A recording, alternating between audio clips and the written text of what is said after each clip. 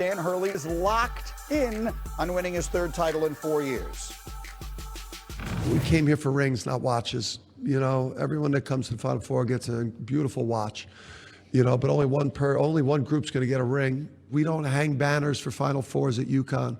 We hang national championship banners, and if you want to hang a banner, you got to get your eyes off social media, get your face out of the phone, and get locked in on Illinois. I got to tell you, I like it. We come here for rings, not watches. Jay Will, UConn, I'm not sure. What's that? Play the Final Four to win the Final Four? Doesn't everybody play the Final Four to win the Final Four and to go there to win a national championship? Isn't that what all four teams are doing?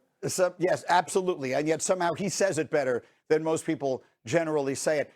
Looking at it, and I don't know if you'll agree with me. It feels to me like they may be the least talented of the four teams that are still standing in this tournament. But they have a little bit of a team of destiny feel. I mean, after what happened on Sunday, kind of hard to bet against it. What's the biggest factor you think in that game tomorrow night, Illinois and Connecticut?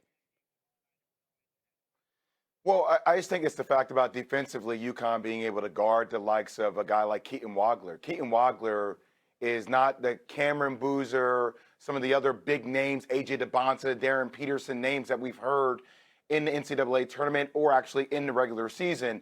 But he's a top 10 NBA draft pick, and he has range that extends, you know, beyond the three-point line as soon as he walks in the damn building. And I think getting up underneath him and making life difficult for Keaton Wagler will be one of the critical reasons if UConn has a chance to actually win this ballgame, Greeny. All right, so UConn and Illinois is the early game, and I don't want to say that anything feels like an appetizer, but boy, Michigan and Arizona, I mean, Charles Barkley said it was like Ali Frazier, and it does feel a little bit like that. What do you think will be the difference? They've been the two best teams. What will determine the outcome between Michigan and Arizona?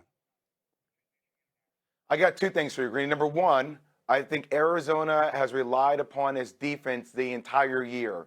You're talking about playing against probably the best offensive team in the game of college basketball that's been averaging 90-plus points per game in the NCAA tournament.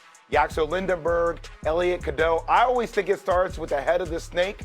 It's Elliot Cadeau, the transfer from North Carolina, that is playing by far his best basketball of this season.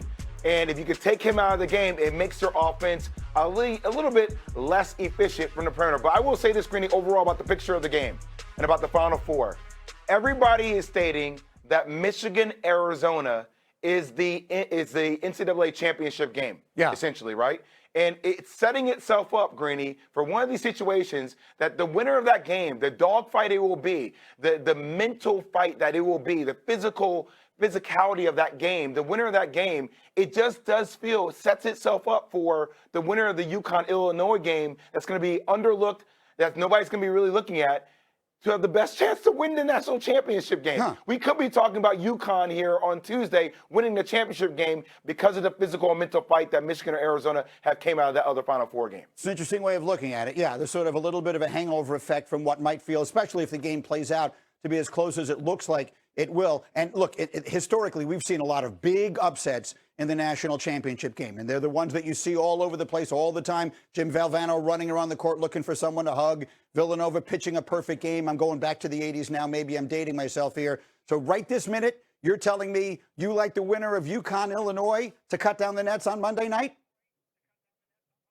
No. I like Arizona still. Okay. I still like Arizona. I still like Arizona, Greeny. That was my pick before it started. I'll stick with Arizona as well. Let's find out from Joe, who again was 9-0 last week. Yes, before we collect Joe's bets best, let's give you an idea of why you should be paying very close attention to his picks.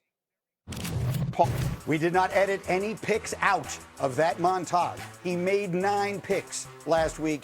He hit them all. That's my man Fortenbaugh. Hat tip to my mom and dad. 9-0 during the second weekend of the tournament is exactly what they had in mind when they helped put me through school all those years ago. They dreamed someday. This was it. You would be an outstanding There you go, Mom gambler. and Dad. We did it. All right, let's get to the games here. Illinois, UConn tomorrow night. What do you like? Lay the 1.5 with Illinois. Danny Hurley, 17-1 against the spread. This his last 18 Graziano tournament growing games. in the hair I know right. it. Trini, you know it. Society knows it. The sportsbook know it. As a result, they cook it into the price. What did it Essentially, look like you're paying to you a with Danny Luka there? Hurley tax. This number should be Illinois -3.5, It's a -4. soft But tissue because of the injury, tax, Brady. we find value here. Illinois doesn't foul a whole I'm lot. torn with They got a lot of something. options on offense. We lay it with the Illini. And how about the total in that game? Under 139.5. Two teams that play at a very slow pace. The possessions are going to be limited in this game. Limited possessions means limited shots. Limited shots means limited scoring. Again, Illinois doesn't foul a whole lot, and we do have two top 20 defenses under 139.5. So in that game, we like Illinois and we like the under. And then how about the nightcap, Michigan, Arizona? Arizona plus the 1.5. This game comes down entirely to Michigan's three-point shooting. In 4 tournament games, they are shooting 44% from deep. To keep that into perspective, Belmont was number 1 in NCAA basketball this year in three-point shooting at 41%. At some point, the law of averages kicks in, and Michigan's three-point shooting is going to fall off. I'm betting it happens in this game. Arizona plays at the rim. They've got a higher floor, more options to score down low. We're going to play the Wildcats plus the 1.5. If Joe is playing that way, then so am I. We'll get you ready for the women's Final Four with Carolyn Peck